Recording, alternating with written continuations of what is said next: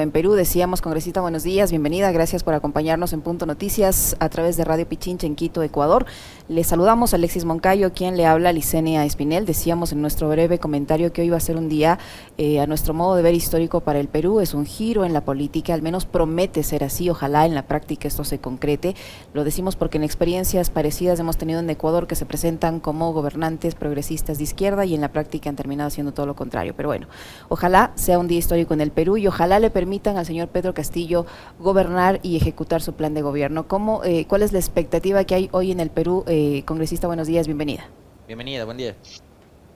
Buenos días, Alexis. Buenos días, Licenia. Eh, y buenos días a todos en Quito que nos están escuchando. Bueno, sí, hoy día es un día histórico para el país, realmente. Es un día histórico por varios motivos, ¿no? Bueno, el 28 de julio es el Día de la Independencia y hoy día es el Bicentenario, ¿no? Los 200 años de la independencia del Perú.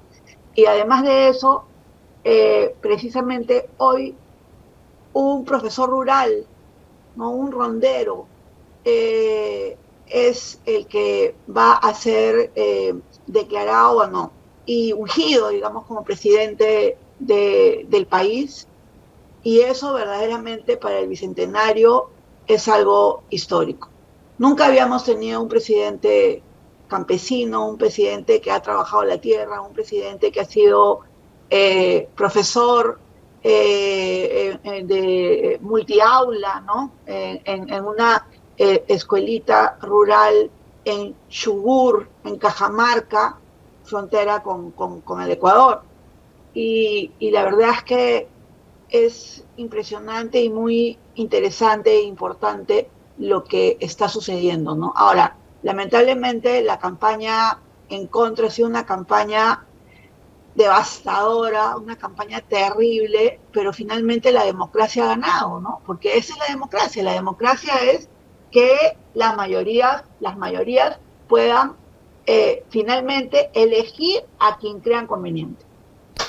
¿Cómo está, doctora? Un gusto saludarle, como siempre, desde acá, desde Quito. Licenia decía algo y se planteaba una pregunta que creo el pueblo peruano y la región en general también se la debe estar haciendo. Y es, ¿ahora será que le dejan gobernar? Porque hubo un intento muy fuerte, primero por bloquear a como dé lugar, digamos, el que pueda participar en las elecciones y después para reconocer este resultado, ¿no? O sea, llegar a esta instancia al Perú le ha costado mucho sacrificio, mucho esfuerzo, porque hubo fuerzas retardatarias, ultraconservadoras, que quisieron desconocer el resultado del pueblo. ¿Será que ahora le van a permitir gobernar? ¿O qué panorama prevé usted va a enfrentar Pedro Castillo ya en funciones, en el poder? Bueno, lamentablemente el panorama se ve poco propicio, poco propicio. En primer lugar, algo que ha sucedido es que ya se eligió a la mesa directiva del Congreso y la mesa directiva del Congreso lamentablemente no está conformada por el partido mayoritario, que es el partido de Pedro Castillo, ¿no? Más bien quienes están en la mesa del Congreso se pueden convertir muy rápidamente en oposición. Y algo que, bueno, se presentó una lista digamos, el partido de Pedro Castillo, también conformando la mesa directiva, pero lamentablemente como una de las personas que están en esa lista no tenía bancada, y según el reglamento había ahí una interpretación sobre el tema de si esa persona podía participar o no de la lista. ¿Saben qué sucedió? Se hizo una votación entre los 130 congresistas para tomar la decisión de si se admitía o no se admitía la lista en la que se encontraba Perú Libre, el partido de Pedro Castillo, y se votó en contra por una amplia mayoría de 70 y tantos congresistas.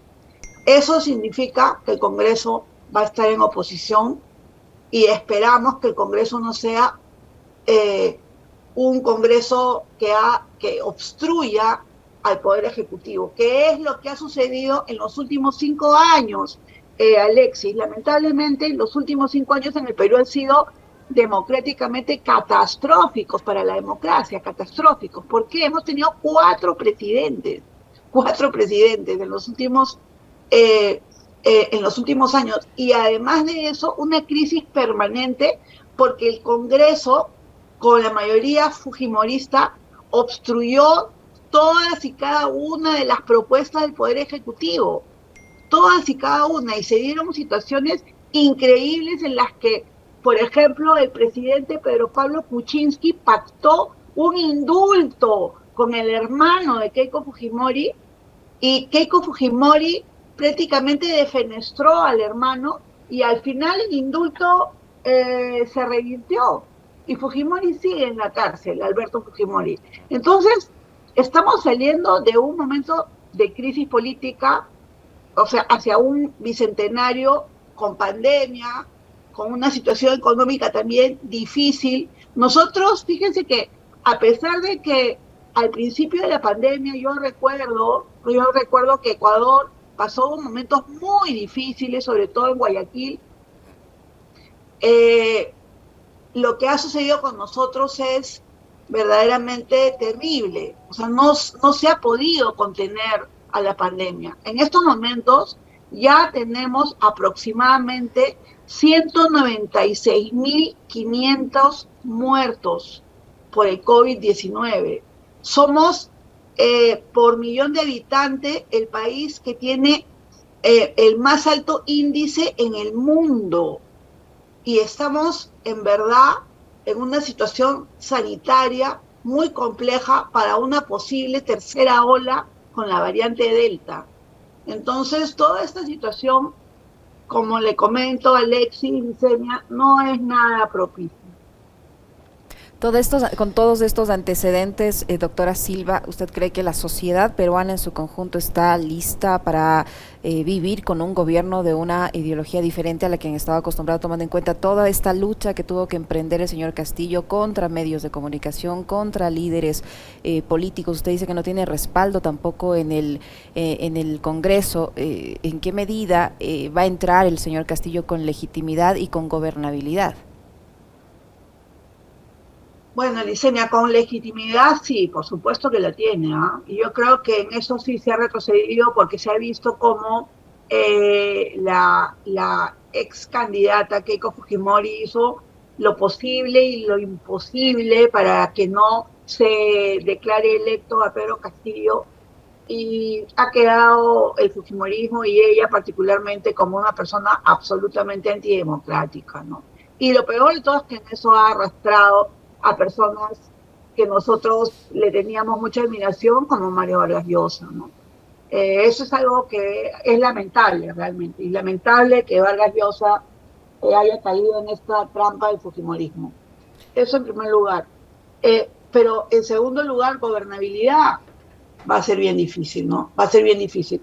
Porque además, como usted lo ha dicho, hay en el Perú un sentido común, después de 30 años de neoliberalismo, digamos, de esta idea muy fuerte y tremenda que se ha, digamos, aposentado en nuestro país profundamente, que es que las personas surgen por sí mismas, que hay que ser emprendedores a como dé lugar, que los pobres son prácticamente culpables de su pobreza, en fin, una serie de, digamos, de situaciones que son producto de este sentido común neoliberal. Y junto con ello ha llegado durante esta campaña una especie de anticomunismo histérico, porque en realidad Pedro Castillo no es comunista, ¿no? Entonces ha habido un discurso anticomunista diciendo ya vienen los comunistas, me van a quitar mi departamento, me van a quitar mi casa, la gente ya se están agrupando en tal lugar porque vienen a quitarnos. Es un anticomunismo como si viviéramos en la Guerra Fría. O sea, realmente yo estoy asombrada, como si estuviéramos en los años 50. O sea, no lo puedo creer, el anticomunismo histérico. ¿Y cómo? ¿De qué manera? A través de las redes sociales, a través de ciertos políticos, como el candidato a la presidencia que perdió Rafael López Aliaga de la ultraderecha, y Rafael López Aliaga tiene congresistas en el Congreso, como por ejemplo el ex almirante de la Marina, Jorge Montoya. Montoya, de hecho, o sea, por ejemplo, él presentó una lista única con gente solo de su partido en contra de su partido. Ahora, en estas elecciones de ahorita, para la directiva del Congreso. ¿Y por qué? Porque dice que no puede ser posible que haya gente de su partido que esté apoyando el comunismo. El comunismo es lo peor, el comunismo viene, el comunismo se acerca. O sea, realmente lo que dijo Carlos Marx en el manifiesto, o sea, no, es fantasma. Es increíble, realmente. Es increíble lo que está pasando en mi país. Doctora, yo ahí tengo dos preguntas. A ver, una, a propósito de esta lucha en contra del comunismo, que es una cosa además, me parece que es universal, ¿no? Porque a Pablo Iglesias en España le dieron con todo, le acorralaron tanto, le desprestigiaron tanto que el hombre terminó incluso cediendo, ¿no? Dijo, me retiro de la política.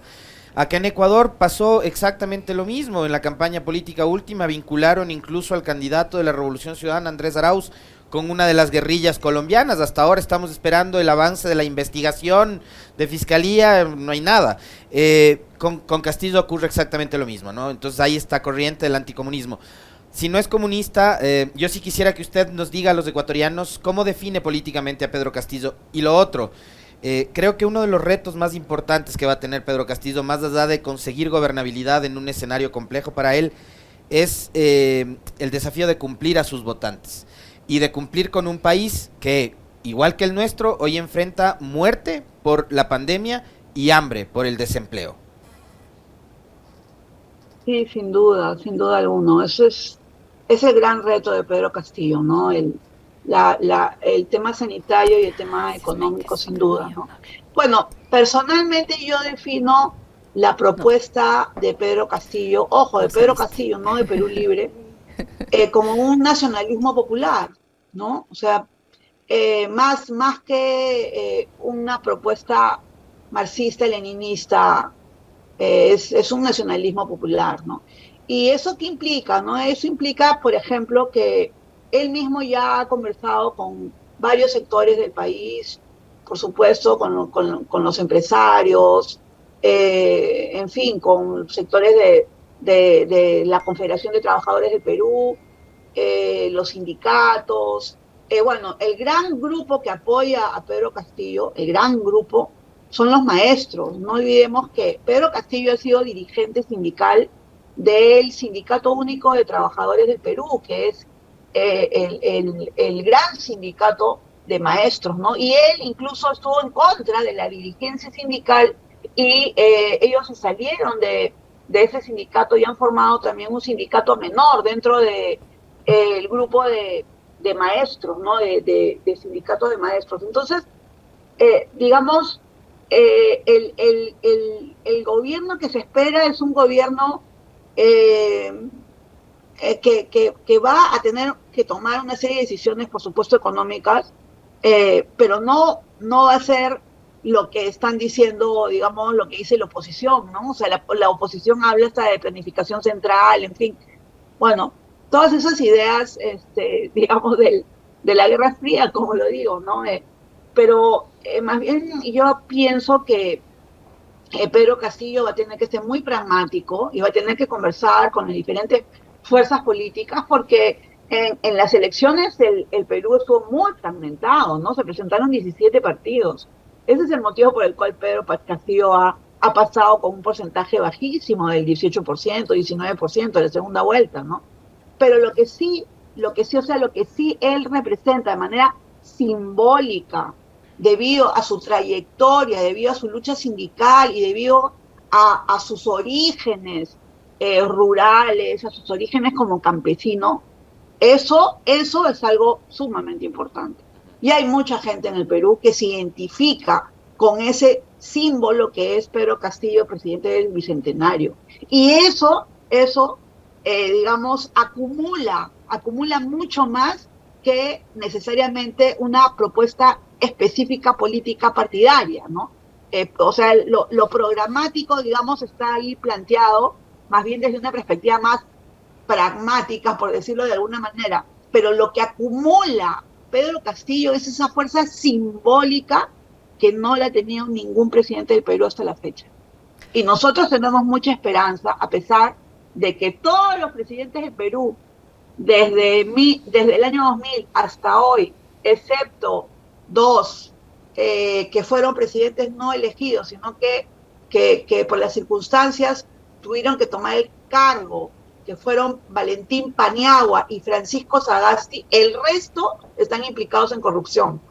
O están investigados, o están perseguidos, o se suicidó Alan García, ¿no? Entonces, es un reto tremendo el no defraudar al pueblo peruano. Y por supuesto lo que dijo Licenia al principio, ¿no? O sea, ganar con la izquierda y gobernar con la derecha. Eso es algo que está pasando en nuestros países, ¿no? Y por supuesto ha pasado también en el Ecuador. Y lo que nosotros pensamos es que no puede traicionarse al pueblo de esa manera, como ya lo hizo en el año 2011 el expresidente Ollantumala, ¿no?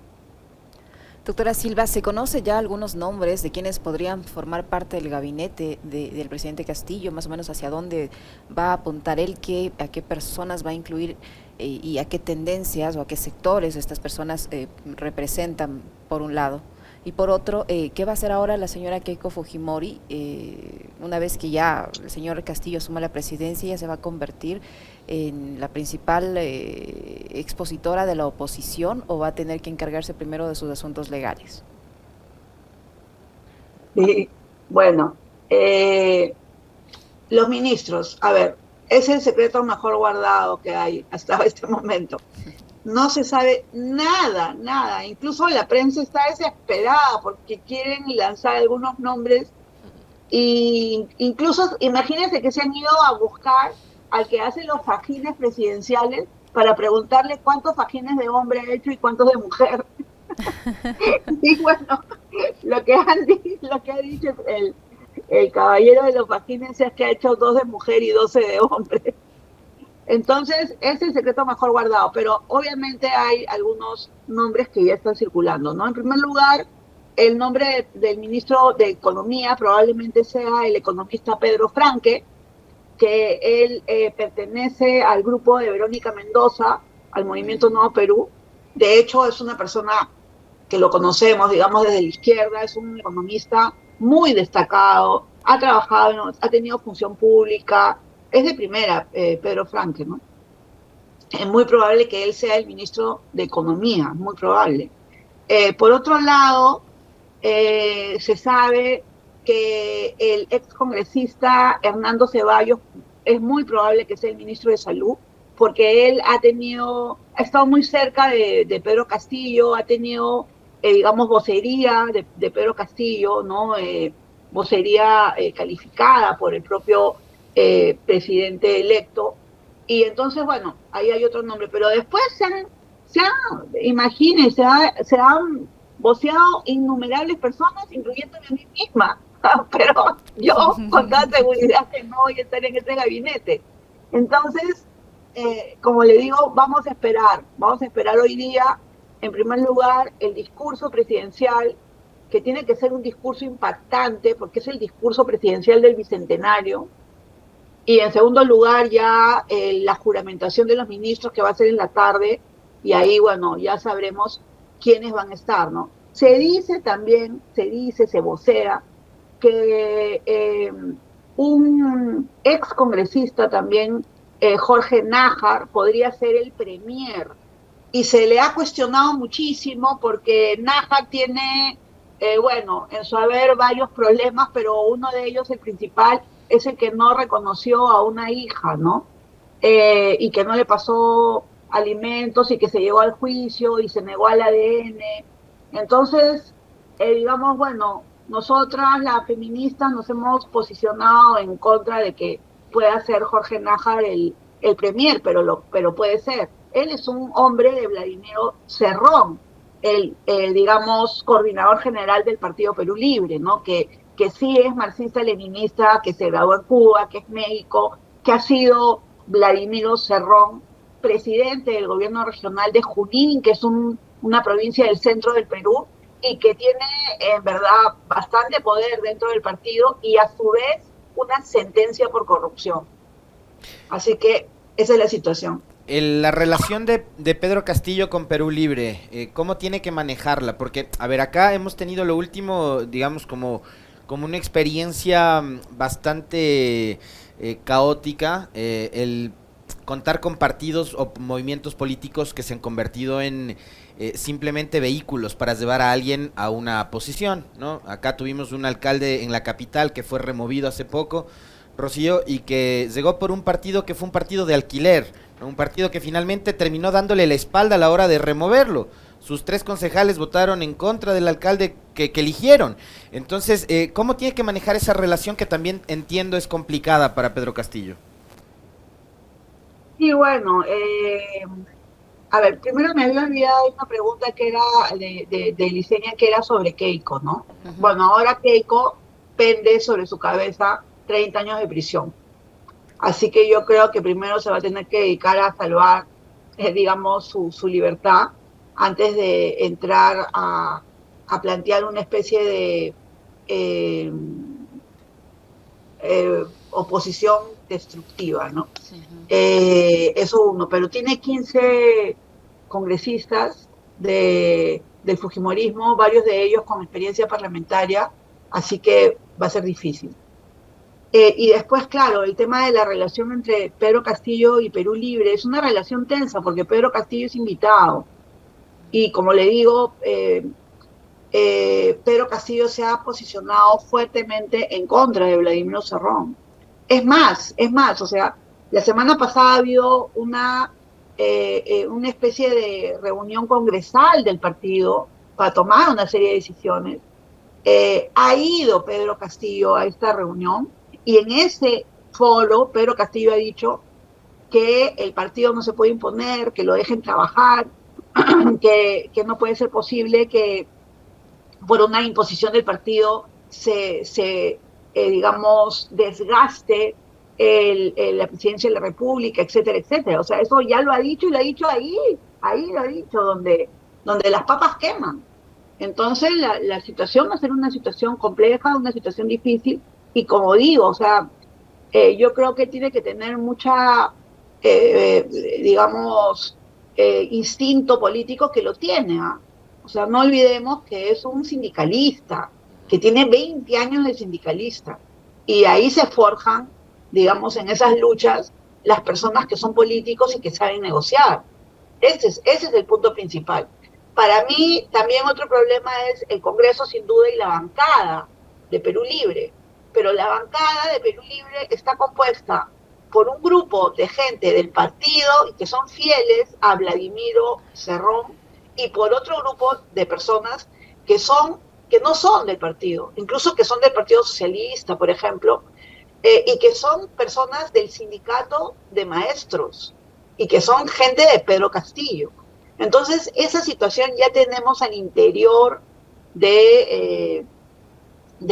al interior del propio Congreso, ¿no? Y fíjese que ayer Evo Morales ha llegado al Perú y quién ha estado en todos los medios de comunicación y tomándose fotos y en las redes sociales con Evo Morales, Vladimiro Cerrón, no Pedro Castillo. Entonces eso digamos, nos alerta de que hay obviamente una confrontación entre Vladimiro Cerrón, el coordinador del partido, y Pedro Castillo. Es complicado, es complicado. Doctora Silva, no hay duda de que el señor Castillo va a asumir la presidencia del Perú con reconocimiento internacional y esto se evidencia en la cantidad y en la diversidad de mandatarios que asisten hoy a este cambio de mando en el Perú. Además, también empieza su gobierno arropado por el apoyo popular, nunca antes visto a un candidato de esa tendencia en el Perú. ¿Ustedes se conoce ya el nivel de popularidad con el que va a comenzar el periodo de gobierno, señor Castillo? Sí, han hecho una encuesta y tiene como el 55% de popularidad. Que bueno, no es poco, pero no es mucho tampoco. No, ahora, fíjese, suceden el tema de la percepción de la opinión pública, la popularidad de todos y de los políticos es muy frágil en el país, ¿no? No olvidemos que en noviembre del año pasado Martín Vizcarra fue vacado con 70% de popularidad, 70%, y fue vacado y se fue. Y hoy día incluso tiene un proceso por un proceso de investigación en la Fiscalía, acusaciones constitucionales aprobadas, motivo por el cual él salió elegido como congresista, pero no ha podido juramentar por este tipo de procesos y lo ha hecho su alterno, ¿no? O sea, el que le seguía en la lista. Entonces estamos en situación en que lo jurídico muchas veces enreda de una manera, digamos, bastante efectiva lo que son las propuestas democráticas, ¿no? Le queremos agradecer, doctora, siempre muy interesante conversar con usted. Este cambio de mando en el Perú con pronóstico reservado. Veamos cuánto duro. Ojalá desearles éxito en este nuevo periodo de gobierno, que se vayan solucionando los problemas que enfrenta el Perú, que las esperanzas de las personas que apoyan al presidente Castillo se cumplan. Ojalá él pueda gobernar y cumplir todo lo que ha ofrecido. Muchísimas gracias a la doctora Rocío Silva Santiesteban, congresista del Frente Amplio del Perú, que ha estado con nosotros. Siempre muy grato conversar con usted, doctora. Gracias. Muchas gracias. Muy amable. Muy amable, Rocío. Gracias, Licenia. Gracias, Alexis. Me encanta conversar con ustedes. Están súper enterados. Me encanta, me encanta. Son excelentes periodistas. Me encanta. A nosotros un saludo a todos los conversar amigos con ustedes. ecuatorianos.